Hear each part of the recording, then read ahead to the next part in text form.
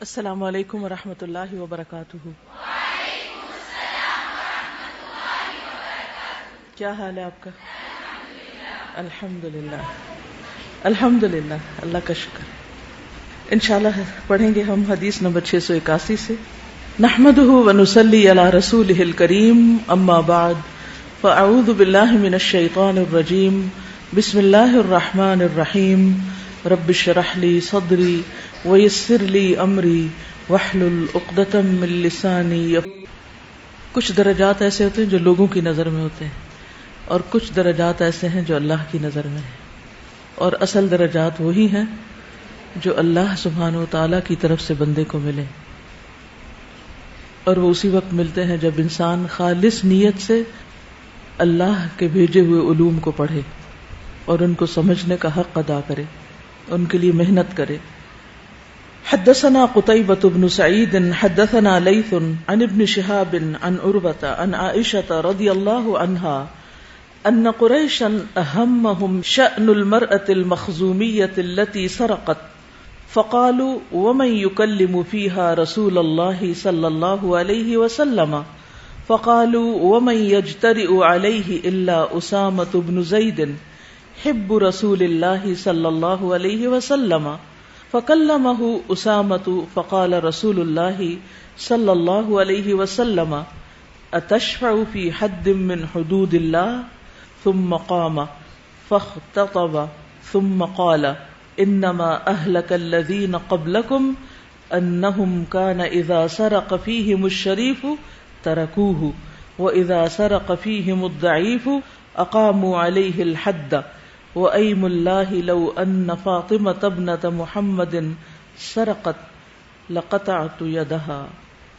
حدثنا قتيبة بن سعيد، امام بخاری کہتے ہیں کہ ہم سے قتیبہ بن سعید نے روایت کیا، ان کی کنیت ابو رجا ہے، الثقفی، آزاد کردہ غلام۔ ان کا ذکر پیچھے حدیث نمبر 444 میں گزر چکا ہے۔ حدیث کی راویہ ہیں عائشہ رضی اللہ تعالی عنہا، ان قریشن، کہ بے شک قریش، اہمہم، ہم میں ڈالا ان کو، فکر مند کیا انہیں، پریشان کیا ان کو، شأن المرأة المخزومیتی، مخزومی عورت کی حالت نے، التی سرقت، جس نے چوری کی تھی۔ اس کا نام تھا فاطمہ بنت اسود، ایک مخزومی عورت تھی، اس نے چوری کی تھی۔ اب چوری کے بعد ہونا کیا تھا؟ اس کا ہاتھ کاٹا جانا تھا، اس پر حد جاری ہونی تھی۔ تو قریش کو بہت فکر لاحق ہوئی کہ یہ تو ہمارے لیے بڑی بے عزتی کی بات ہوگی۔ تو انہوں نے کیا کیا؟ تدبیر سوچی۔ فقالو، کہنے لگے، ومن یکلم فیہا، کون کلام کرے گا، بات کرے گا اس کے بارے میں، یعنی اس کی سفارش کرنے کے لیے یا اس کو چھڑانے کے بارے میں، رسول اللہ صلی اللہ علیہ وسلم، رسول اللہ صلی اللہ علیہ وسلم سے۔ فقالو، تو انہوں نے کہا، ومن یجترئ علیہ، اور کون جرأت کر سکتا ہے آپ پر، الا اسامۃ بن زید، سوائے اسامہ بن زید کے، یعنی اسامہ بن زید کے سوا کون ہے جو حضور صلی اللہ علیہ وسلم سے اس طرح کی بات کی جرأت رکھتا ہو۔ کیوں؟ اس لیے کہ وہ حب رسول اللہ صلی اللہ علیہ وسلم، وہ رسول اللہ صلی اللہ علیہ وسلم کے بہت چہیتے ہیں، محبوب ہیں۔ فکلمہ اسامۃ، تو بات کی آپ سے اسامہ نے۔ فقال رسول اللہ صلی اللہ علیہ وسلم، تو رسول اللہ صلی اللہ علیہ وسلم نے فرمایا، یعنی اس کو جواب دیا، اتشفع فی حد من حدود اللہ، کیا تم سفارش کر رہے ہو، شفاعت کر رہے ہو اللہ کی حدود میں سے ایک حد کے بارے میں، یعنی جن چیزوں کو اللہ نے مقرر کر دیا تم ان کو ساقط کرنے کی بات کر رہے ہو۔ ثم قام، پھر آپ کھڑے ہو گئے، فاختطب، پھر خطبہ دیا، ثم قال، پھر فرمایا، انما اہلک، بے شک ہلاک ہوئے، الذین قبلکم، وہ جو تم سے پہلے تھے، یعنی بنی اسرائیل، انہم کانا، کہ وہ تھے، اذا سرق فیہم الشریف، جب چوری کرتا ان میں کوئی شریف انسان، ترکوہ، تو وہ اس کو چھوڑ دیتے، وَإِذَا سَرَقَ فِيهِمُ الضَّعِيفُ، اور جب ان میں کوئی کمزور شخص چوری کرتا، اقاموا علیہ الحد، تو اس پر حد قائم کرتے، وَأَيْمُ اللَّهِ، اور قسم اللہ کی، لو ان فاطمة ابنة محمد، اگر فاطمہ بنت محمد سرقت چوری کرتی، لقطعت یدها، تو ضرور میں کاٹ دیتا اس کا ہاتھ۔ تو اس حدیث سے پتہ چلتا ہے کہ اللہ کی مقرر کی ہوئی حدود میں سے کسی بھی انسان کو حق نہیں، حتیٰ کہ رسول اللہ صلی اللہ علیہ وسلم کے پاس بھی یہ اختیار نہیں تھا کہ وہ اپنی مرضی سے کسی حد کو ساقط کر دیں، یعنی جس پہ حد جاری ہوتی ہے اس کو کسی کی سفارش کی بنا پر اس سزا کو منقطع کر دیں، ختم کر دیں۔ چوری کی حد کیا ہے؟ چوری کی سزا کیا ہے؟ ہاتھ کاٹنا۔ تو اب قریش کی ایک عورت نے چوری کی، اب انہیں پریشانی ہوئی کہ اس پہ تو حد جاری ہوگی، تو اب اس کے لیے کچھ کرنا چاہیے۔ تو ان کے جو بڑے تھے وہ جمع ہوئے، انہوں نے کہا کہ کون ہے جو حضور صلی اللہ علیہ وسلم سے بات کرے؟ تو بڑوں کو ہمت نہ ہوئی، تو انہوں نے سوچا کہ نبی صلی اللہ علیہ وسلم اسامہ کی کوئی بات نہیں ٹالتے، وہ آپ کے بڑے محبوب ہیں، تو ان کی بات تو ضرور سن لیں گے، لہٰذا انہوں نے اسامہ کو تیار کیا اور آپ کے پاس بھیجا۔ تو انہوں نے بھی بات کر دی۔ جب بات کی تو آپ صلی اللہ علیہ وسلم نے فرمایا کہ کیا تم اللہ کی حدود میں سے کسی حد کے بارے میں سفارش کر رہے ہو؟ یعنی ایک نمونہ قائم کر کے بتا دیے کہ کسی کو بھی ایسی سفارش نہیں کرنی چاہیے۔ اور پھر اسی پر ختم نہیں کر دی بات، ثم مقام، پھر آپ کھڑے ہو گئے سب کی اصلاح کے لیے، سب کو بتانے کے لیے، فاختتب، پھر خطبہ دیا، یعنی خطبہ حاجہ، یعنی آپ صلی اللہ علیہ وسلم جب کوئی امپورٹنٹ بات لوگوں کو بتاتے تھے تو لوگوں کو جمع کرتے اور اس سے پہلے اللہ سبحانہ وتعالیٰ کی حمد و ثنا کرتے، خطبہ پڑھتے اور اس کے بعد بات کرتے۔ اور یہی ایک مسنون طریقہ ہے کہ کوئی اہم اعلان کرنا ہو، اہم بات کرنی ہو تو اس وقت اس کو پراپر طریقے سے، فارمل طریقے سے لوگوں کے سامنے رکھا جائے۔ پھر آپ نے فرمایا کہ تم سے پہلے لوگ یعنی بنی اسرائیل، کیونکہ بنی اسرائیل میں بھی چوری کی سزا کیا تھی؟ ہاتھ کاٹنا ہی تھی، یعنی ان کو بھی شریعت دی گئی تھی اور ان کی شریعت میں بھی حدود تھی کہ پہلے لوگ یعنی بنی اسرائیل کی طرف اشارہ ہے کہ ان میں جب کوئی بڑا چوری کرتا تو اس کو تو چھوڑ دیتے، اور جب کوئی چھوٹا کمزور چوری کرتا تو اس کو پکڑ لیتے، اس پہ حد جاری کر دیتے، یعنی ان کے ہاں دوہرے معیار تھے۔ لیکن آپ صلی اللہ علیہ وسلم ان تمام چیزوں کی اصلاح کے لیے آئے تھے، لہذا فرمایا اللہ کی قسم اگر میری بیٹی بھی چوری کرتی تو میں اس کا بھی ہاتھ کاٹتا، اس معاملے میں کسی قسم کی کوئی نرمی اور روح رعایت نہ رکھتا۔ لیکن آج آپ دیکھیں کہ بہت سے سو کالڈ مسلمز جو ہیں وہ ان حدود کا مذاق اڑاتے ہیں، ان کو ظالمانہ کام کہتے ہیں اور ان کو وحشیانہ سزائیں قرار دیتے ہیں، نعوذ باللہ۔ تو ایسا کرنا درست نہیں، کیونکہ اللہ سبحانہ و تعالیٰ کو ہماری ضروریات کا زیادہ پتہ تھا، اس نے ہمیں پیدا کیا، اس نے ہمیں یہ دین دیا، اسی نے یہ حدود بھیجی ہیں، ہم پر مقرر کی ہیں، ہم پر عائد کی ہیں، لہذا اگر کوئی بھی ان کے بارے میں کسی قسم کی بدگمانی رکھتا ہے تو وہ دین کے سراسر خلاف، ہمارے ایمان میں نقص پیدا کرنے والی چیز ہے۔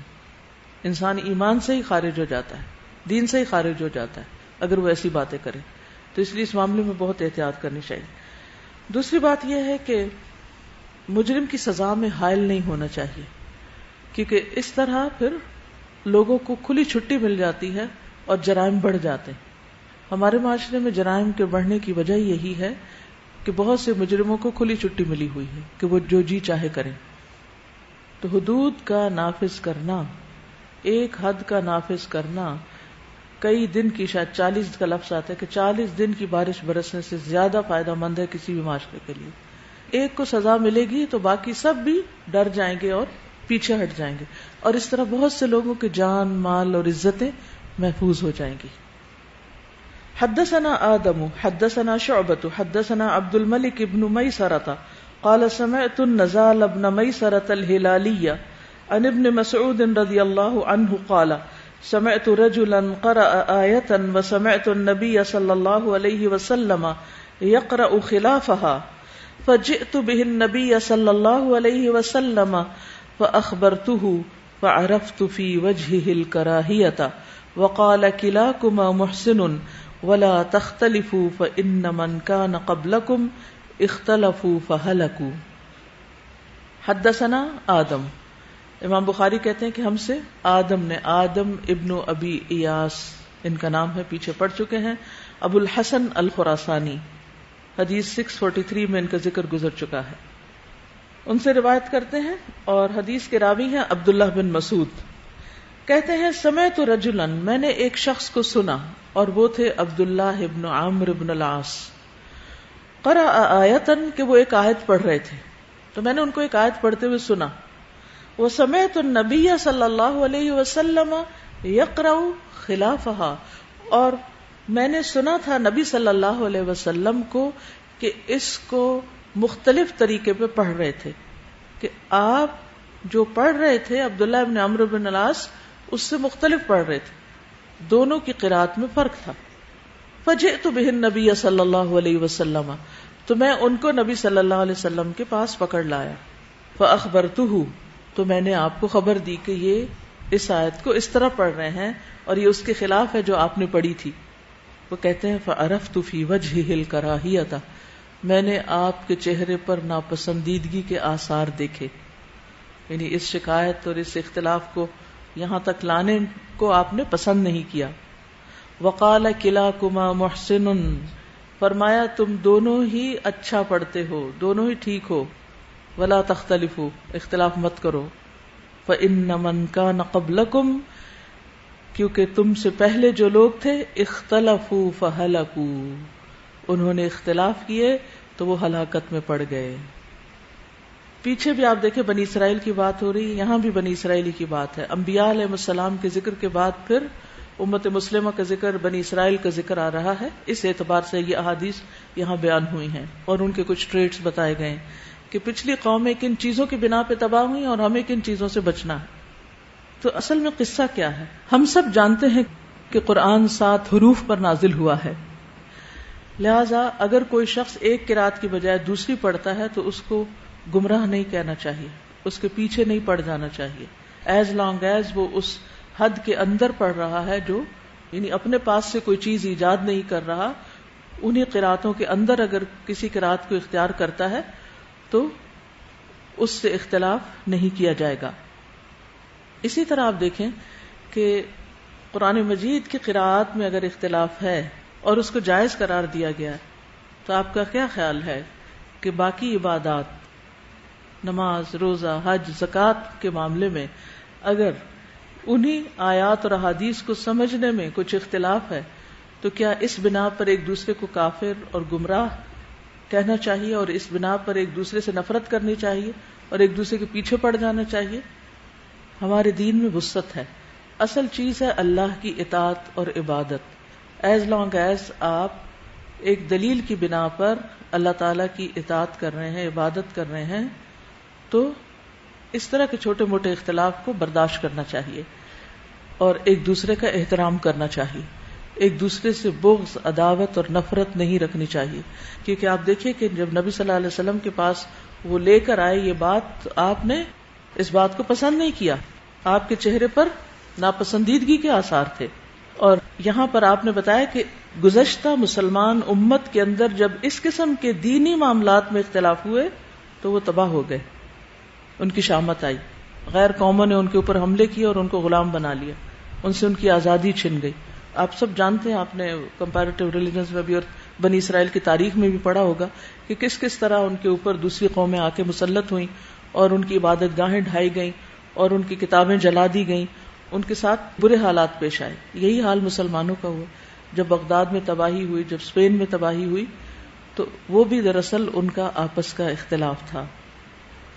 پچھلے دنوں میں نے بتایا تھا آپ کو کہ میں جو اسنیپ چیٹ پہ دیکھ رہی تھی اسپین کے مختلف مناظر یاسر قاضی کو فالو کرتے ہوئے، تو اس میں انہوں نے ایک مدینہ الزہرا دکھایا، اس کے آثار اور کھنڈرات وغیرہ، کہ یہ شہر مسلمانوں کے آپس کے اختلاف کی وجہ سے ویران ہوا. یعنی کسی اور نے ان پہ حملہ نہیں کیا، آپس کی لڑائیوں کی وجہ سے. تو آپس کی لڑائیاں جو ہے یہ دین کو بھی مونڈ دینے والی ہیں، چاہے وہ ذاتی بنیادوں پر ہوں، چاہے وہ دین کا نام لے کر ہم ایک دوسرے کے پیچھے پڑ جائیں، یا کسی بھی اور یعنی لسانی فسادات یا ذات پات رنگ نسل ان بنیادوں پر ایک دوسرے سے نفرت کرنے لگے تو یہ چیزیں انسان کو نقصان دیتی ہیں. امت کو اصولوں پر متفق ہونا چاہیے اور فروعات جو ہیں ان میں ایک دوسرے کے ساتھ اختلاف کو برداشت کرنا چاہیے. قرآن مجید میں بھی آتا ہے سورۃ آل عمران 105 میں وَلَا تَكُونُوا كَالَّذِينَ تَفَرَّقُوا وَاخْتَلَفُوا مِن بَعْدِ مَا جَاءَهُمُ الْبَيِّنَاتُ وَأُولَئِكَ لَهُمْ عَذَابٌ عَظِيمٌ. کتنی سخت آیت ہے یہ. اور اس کے بعد فرمایا یوم تبیض وجوہ وتسود وجوہ، اور ان لوگوں کی طرح نہ ہو جاؤ جو الگ الگ ہو گئے اور ایک دوسرے کے خلاف ہو گئے اس کے بعد کہ ان کے پاس واضح احکام آ چکے، یعنی دین آنے کے بعد انہوں نے اختلاف کیا. تو آپ دیکھیے کہ آج بھی وہ لوگ جن کو دین کی زیادہ سمجھ نہیں وہ دین کی وجہ سے نہیں اختلاف کرتے ایک دوسرے سے، لیکن جو دین پڑھ جاتے ہیں ان کے اندر بغض اور حسد اور ایک دوسرے کے خلاف نفرت، اور اس کو وہ اللہ کی خاطر بغض اور نفرت قرار دینے لگتے ہیں اور جسٹیفائی کرنے لگتے ہیں. تو اس میں آپ دیکھیے کہ اللہ تعالیٰ فرماتے ہیں کہ اس کے بعد کہ ان کے پاس واضح احکام آ چکے، اور یہی لوگ ہیں جن کے لیے بہت بڑا عذاب ہے. یہ عذاب صرف آخرت کا نہیں، یہ عذاب پھر دنیا میں بھی ایسے لوگوں پر آیا. دنیا میں بھی ان کی ہوا اکھڑ گئی، ان کا روب جاتا رہا اور وہ اپنے دشمنوں کے ہاتھوں کھلونا بن گئے. اسی آیت کے بعد آپ دیکھیں یوم تبیض وجوہ وتسود وجوہ، جس دن کچھ چہرے سفید ہوں گے اور کچھ سیاہ ہوں گے. فَأَمَّا الَّذِينَ اسْوَدَّتْ وُجُوهُهُمْ، تو رہے وہ لوگ جن کے چہرے سیاہ ہوں گے ان سے کہا جائے گا اَكَفَرْتُمْ بَعْدَ إِيمَانِكُمْ، کیا تم نے کفر کیا اپنے ایمان کے بعد؟ ایمان لا کر تم نے کفر کیا، یعنی اپنے آپ کو مسلمان بھی کہتے تھے اور پھر یہاں کفر کس کو کہا جا رہا ہے؟ اختلاف کو کہا جا رہا ہے. فَذُوقُوا الْعَذَابَ بِمَا كُنْتُمْ تَكْفُرُونَ، تو چکھو عذاب کا مزہ بوجہ اس کے جو تھے تم کفر کرتے. وَأَمَّا الَّذِينَ ابْيَضَّتْ وُجُوهُهُمْ فَفِي رَحْمَةِ اللَّهِ هُمْ فِيهَا خَالِدُونَ، جن کے چہرے سفید ہوں گے روشن ہوں گے وہ اللہ کی رحمت میں ہوں گے جہاں وہ ہمیشہ ہمیشہ رہیں گے. تو یاد رکھیے کہ دین کی وجہ سے اختلاف کرنا اور دینی بنیادوں پر نفرتیں کرنا یہ بہت خطرناک کام ہے. صحیح بخاری میں آتا ہے نبی صلی اللہ علیہ وسلم نے معاذ اور ابو موسیٰ اشعری کو یمن بھیجا. آپ نے اس موقع پر ان سے فرمایا کہ لوگوں کے لیے آسانی پیدا کرنا، انہیں سختیوں میں مبتلا نہ کرنا، ان کو خوشخبری دینا، نفرت نہ دلانا، اور تم دونوں آپس میں اتفاق رکھنا، اختلاف نہ پیدا کرنا. دونوں کو ایک ڈیوٹی پہ بھیجنے اور کیا کہ تم دونوں آپس میں متحد رہنا، تب دین پھیلے گا. جب دین والے آپس میں لڑتے ہیں تو اس کا نقصان کیا ہوتا ہے؟ لوگ دین سے متنفر ہو جاتے ہیں. وہ کہتے ہیں اس سے بہتر ہے ہم ایسے دین کے پاس ہی نہ جائیں، یہ دین والے مولوی لوگ تو آپس میں لڑتے ہی رہتے ہیں. کوئی نماز نہ پڑھے تو اس کو کچھ نہیں کہتے، اسے برداشت کر لیتے ہیں، حالانکہ وہ سب سے بڑا جرم ہے.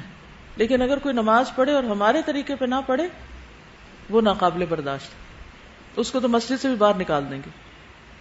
ہمارا حال تو بنی اسرائیل سے 2 ہاتھ آگے ہو گئے ہم ان اختلافات کی وجہ سے، دشمنیاں کر کے، اور پھر ایک دوسرے کی قتل و غارت اور ایک دوسرے کے ساتھ برا سلوک. تو ان چیزوں سے بچنے کی ضرورت ہے.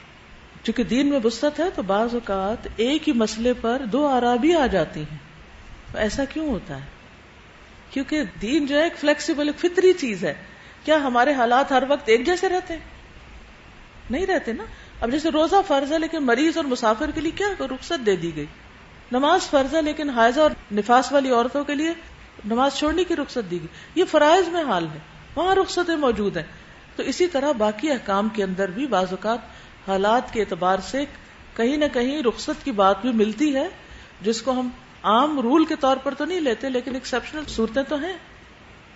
تو ایسے معاملات میں اگلی حدیث حدثنا عمر بن حفص حدثنا ابی حدثنا الاعمش قال حدثني شقیق قال عبد الله كأني انظر الى النبي صلى الله عليه وسلم يحكي نبيا من الانبياء ضربه قومه فادموه وهو يمسح الدم عن وجهه ويقول اللهم اغفر لقومي فانهم لا يعلمون.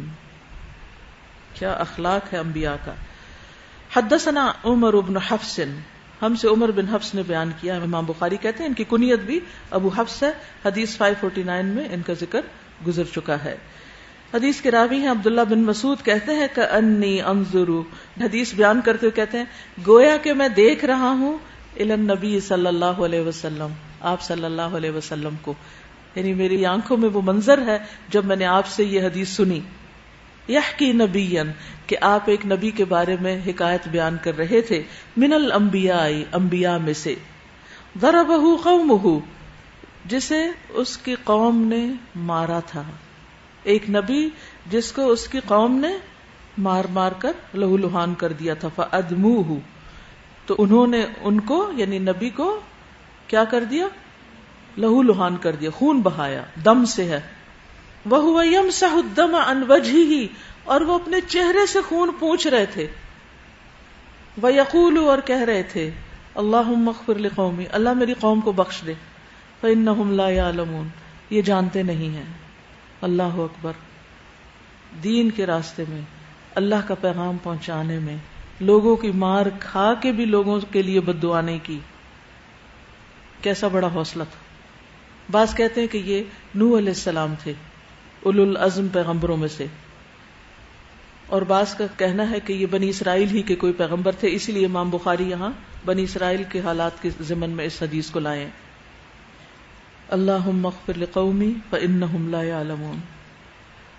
ہم نے دین کے راستے میں کیا تکلیف اٹھائی. کوئی چھوٹی سی بات بھی کر دے تو ہم اسے اپنے لیے گالی سمجھ لیتے ہیں، یا پھر اس سے بھی آگے بڑھ کر جیسے گویا کسی نے ہمیں مارا ہو. تھوڑی سی تکلیف بھی ہم سے، چھوٹی سی کسی کی بات برداشت نہیں ہوتی. اتنے ہم اپنی ذات کے بارے میں سینسیٹیو. اگر ہم اپنے دین کے معاملے میں اتنے سینسیٹیو ہوں تو پھر ہی یہ قوت برداشت آتی ہے کہ کوئی بات نہیں، اگر مجھے کسی نے کچھ کہا تو کیا ہوا. کل پرسوں میں کسی کی ایک ٹویٹ پڑھ رہی تھی تو اس میں کسی دوسرے شخص نے اس کو گالیاں دی ہوئی تھی، برا بھلا کہا ہوا تھا، اور اس نے نیچے اس کے رپلائی میں لکھا ہوا تھا LOL. آپ سب جانتے ہیں LOL یعنی لاف آؤٹ لاؤڈ، ہاں، یعنی کہ مجھے اس کی کوئی پرواہ نہیں، تم مجھے کیا کہہ رہے ہو. تو میں اتنا حیران ہوئی، میں نے کہا لوگ اپنے دنیا کے مقاصد میں اتنے ڈٹرمنڈ ہوتے ہیں کہ جو ہم نے کہنا ہے وہ ہم کہیں گے، کر لو جو کرتے ہو. گالیاں بھی دیتے ہو تو ہم ہنس دیں گے، ہم ہنس دیں گے. وہ کہتے ہیں نا گالیاں کھا کے بھی بد مزہ نہ ہوا. یہ کس کے بارے میں کہا گیا؟ کسی دنیاوی عاشق کے بارے میں کہا گیا ہے کہ جس کو ملامت کی جاتی ہے، برا بھلا کہا جاتا ہے کہ تم ایک عورت سے محبت کیوں کرتے ہو، تو وہ کہتا ہے مجھے اس کی پرواہ ہی نہیں، کیونکہ اس محبت میں جو لذت ہے اس سے گالیاں کھا کے بھی میں بد مزہ نہیں ہوتا، میرا اپنا جو محبت کا مزہ وہ باقی رہتا ہے. تو اگر دنیاوی چیزوں کی محبت انسان کو اس درجے پہ پہنچا دیتی ہے، ہماری دین سے محبت کے دعوے کیا ہیں؟ ہم کیا محبت کر رہے ہیں کہ چھوٹی سی بات بھی دین کی وجہ سے کوئی ہمیں کہے تو ہم اوفینڈ ہو جاتے ہیں اور اس کے پیچھے پڑ جاتے ہیں. تو ہونا یہی چاہیے. اکثر لوگ جب آتے ہیں نا میرے پاس بتانے کے لیے، جب سے ہم دین میں آئے یہ ہو رہا ہے وہ ہو رہا ہے، ایسا کر دیا ویسا کر دیا، تو میں دیکھتی رہتی کس کی شکایت کس سے کر رہے ہو. اللہ کے راستے میں پیش آنے والی مشکل انسان کے سامنے بیان کر رہے ہو. اگر اللہ کے راستے میں ہمیں کوئی مشکل آئی تو کیا کرنا چاہیے؟ ہمیں اسی کو پکارنا چاہیے، اسی سے فریادیں کرنی چاہیے. بندے کیا دیں گے ہمیں؟ زیادہ ہی کہیں گے صبر کرو، یا یہ کہ ہم اپنے دل کا بڑاس نکال کے بس مطمئن ہو جائیں گے. انما اشکو بثی وحزنی الی اللہ. ہر کام کرنے کا ایک ادب ہوتا ہے، ایک سلیقہ ہوتا ہے، ایک ہنر ہوتا ہے، ایک طریقہ ہوتا ہے. دین کا کام کرنے کا بھی ایک سلیقہ ہے. اور یہ کہ اگر اللہ کے راستے میں جب ہم تبلیغ کر رہے ہوں، کوئی کام کر رہے ہوں، اور اگر ہمیں کوئی مشکل پیش آئے تو لوگوں کے آگے رونے نہ روئیں، اللہ سے مانگے. پھر آپ دیکھیں کیسے مدد کرتا ہے وہ. ان تنصروا اللہ ینصرکم. اور یہیں سے پھر اخلاص آتا ہے. اور یہ اخلاص کب آتا ہے؟ جب آپ کے اندر زہد ہوتا ہے. اور زہد کیا ہوتا ہے؟ دنیا سے بے رغبتی ہوتی ہے کہ کوئی میری دنیا چھین رہا ہے، کیا چھین کے لے جائے گا مجھ سے؟ میرا رب ہے نا سب کچھ دینے والا. بعض لوگوں کو گھر سے نکال دیا جاتا ہے، بعض لوگوں کو طلاق دے دی جاتی ہے، بعض لوگوں کی جاب چلی جاتی ہے. آج بھی ایسے لوگ ہیں جنہیں دین کی وجہ سے اس طرح کی چھوٹی چھوٹی، جن کو ہم بہت بڑا سمجھ لیتے ہیں بعض اوقات، اس کے مقابلے میں چھوٹی چھوٹی آزمائشیں کہوں گی. تو ایسے میں انسان کو جب یہ یقین ہوتا ہے کہ میرا رب ہے انسان مجھے کوئی کیا دے سکتا ہے جو کچھ میرا رب مجھے دے سکتا ہے. تو پھر حقیقی معنی میں تقویٰ آتا ہے انسان کے اندر، جو مطلوب ہے، جس کے بعد کامیابی کے دروازے کھل جاتے ہیں پھر انسان کے لیے. اور ہم دیکھتے ہیں کہ جتنے بھی بڑے بڑے دین کو آگے پھیلانے والے اور دین کے راستے میں بڑی بڑی قربانیاں کرنے والے گزرے ہیں، ان کے حالات اگر آپ پڑھیں، امام ابو حنیفہ کے بارے میں آپ جانتے کہ جب انہوں نے عہدہ قضا قبول نہیں کیا تو ان کی کتنی شامت آئی. پھر امام احمد بن حنبل نے مسئلہ خلق قرآن میں کتنی مار کھائی. امام بخاری کے لیے زمین کتنی تنگ ہو گئی، کتنا لوگوں نے ان کو ستایا. آخر انہوں نے اللہ سے دعا مانگی کہ اللہ اب جینے کا دل نہیں چاہتا، اٹھا لے. امام ابن تیمیہ کو کتنی دفعہ جیل میں ڈالا گیا اور آخری دفعہ جیل میں ہی انہوں نے جان دے دی. تو یہ ساری مشکلیں کس راستے میں آئی تھی؟ دین کے راستے میں آئی تھی. تو اس لیے اگر واقعی ہم آپ صلی اللہ علیہ وسلم کی امت ہے اور اپنا یہ فریضہ سمجھتے ہیں کہ ہمیں اللہ کا پیغام آگے پہنچانا ہے، تو یہ چھوٹی موٹی باتیں ادھر کی ادھر کی، اس کی تنقید، اس کے وہ خلاف ہو گیا ہمارے، وہ اس کو کچھ مشکل ہو گئی، ان چیزوں کی پرواہ نہیں کرنی چاہیے. کرنا وہ چاہیے جو ہمیں کرنے کے لیے کہا گیا ہے، استقامت کے ساتھ قدم قدم قدم اٹھاتے ہوئے حتیٰ کہ اللہ سے جا ملے. ابھی تو ہم ڈر رہے ہیں کہ روزے آ رہے ہیں تو پتہ نہیں کیا قیامت آ رہی ہے، اور شاید یوم الحشر آ رہا ہے جس کی پریشانی لگی ہوئی ہے کہ کیسے روزے رکھیں گے. لیکن ایسے لوگ بھی تھے کہ جو گرمیوں کا انتظار کرتے تھے کہ میں اللہ کی راہ میں طویل ترین روزہ رکھوں. اور اس دفعہ طویل ترین روزے اس طرح ہیں کہ 21 جون سب سے زیادہ لمبا دن ہوتا ہے، ٹھیک ہے، اور 21 جون سے پیچھے 7 جون تک تقریباً 2 ہفتے بنتے ہیں نا، یہ طویل ترین دن ہے. پھر 21 جون کے بعد اگلے 2 ہفتے بھی طویل ترین ہوتے ہیں. تو یہ سال طویل ترین روزے ہیں. تو اب شروع، خوش ہو جائیے. حدثنا ابو الولید حدثنا ابو عوانہ عن قتادہ عن عقبۃ بن عبد الغافر عن ابی سعید رضی اللہ عنہ عن النبی صلی اللہ علیہ وسلم ان رجلا كان قبلكم رغسه الله مالا فقال لبنيه لما حضر أي أب كنت لكم قالوا خير أب. حدثنا ابو الولید، ہم سے ابو ولید نے بیان کیا. ابو الولید الطیالسی ہیں، ہشام بن عبد الملک، پیچھے ذکر 617 حدیث میں گزر چکا ہے. ابو سعید خدری روایت کرتے ہیں نبی صلی اللہ علیہ وسلم سے کہ ایک شخص تھا قبل